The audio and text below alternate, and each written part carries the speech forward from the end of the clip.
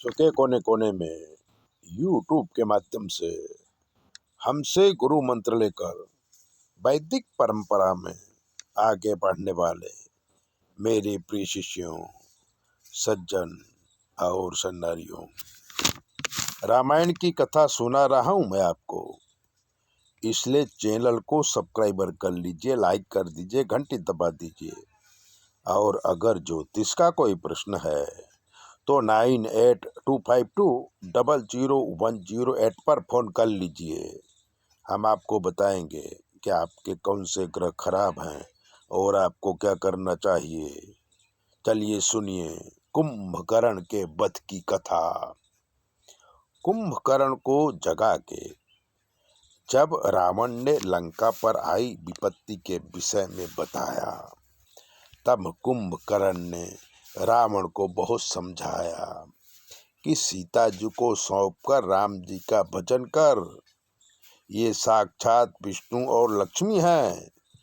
पर रावण नहीं माना। तो कुंभकर्ण ने सोचा कि पुण्य के द्वारा तो मैं प्रभु को पा नहीं सकता, तो उनके हाथों से मृत्यु पाकर मोक्ष को प्राप्त क्यों ना करूं। इसलिए रावण के कहने से कुंभकर्ण युद्ध करने को तैयार हो गया। तब कुंभकर्ण तामसी वृत्ति लाने के लिए बहुत सारी भैंसों का मांस खा गया, दारू मटका भर भर के पी गया और अकेले ही युद्ध मैदान में पहुंच गया। युद्ध मैदान में भाई विभीषण से मिला।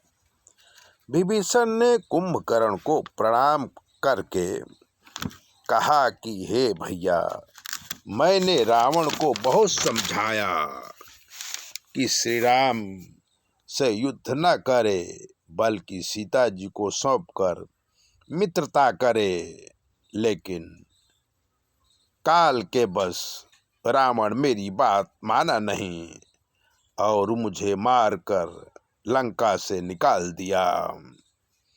तब मैं श्री राम के शरण में आया। प्रभु मुझे दीनहीन समझकर अपनी शरण में लिया।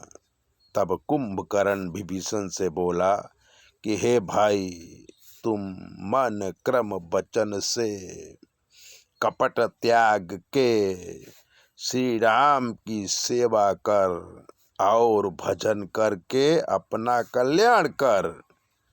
मनुष्य जब काल के बस में होता है तो अच्छे बुरे का भेद भूल जाता है। तू धन्य है कि श्री राम का भजन करके राक्षस कुल को तारने वाला बना। अब मैं भी काल के वशीभूत होके श्री राम के बाणों से मृत्यु प्राप्त कर मोक्ष मार्गी बनूंगा। विभीषण कुंभकर्ण को प्रणाम कर श्री राम जी के पास गया और युद्ध करने के लिए कुंभकर्ण आया है। समाचार दिया तो सभी सेनापति अपने वानरों के साथ कुंभकर्ण पर टूट पड़े। बड़े बड़े वृक्ष और पत्थर कुंभकर्ण पर बरसाने लगे, पर कुंभकर्ण पर इसकी कोई असर नहीं पड़ी। वो तो बंदरों को पकड़ पकड़ कर खाने लगा और कितनों को मार डाला। बंदर झुंड का झुंड उसके नाक कान से निकलकर भागते हुए श्री राम जी के पास गए।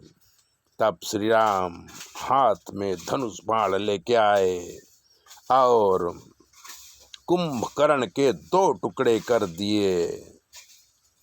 कुंभकर्ण का तेज श्री राम के मुख में समा गया और कुंभकर्ण का मोक्ष हुआ।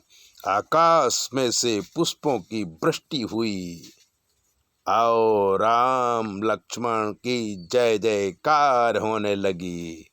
सिया बलरामचंद्र की जय। ऐसे ही दिव्य कथाओं को, मंत्रों को और ज्योतिष को समझने के लिए चैनल सब्सक्राइबर करिए, लाइक करिए। और अगर कोई कष्ट है तो 9825200108 पर फ़ोन करके आप अपनी ज्योतिष दिखा सकते हैं। जय भोले।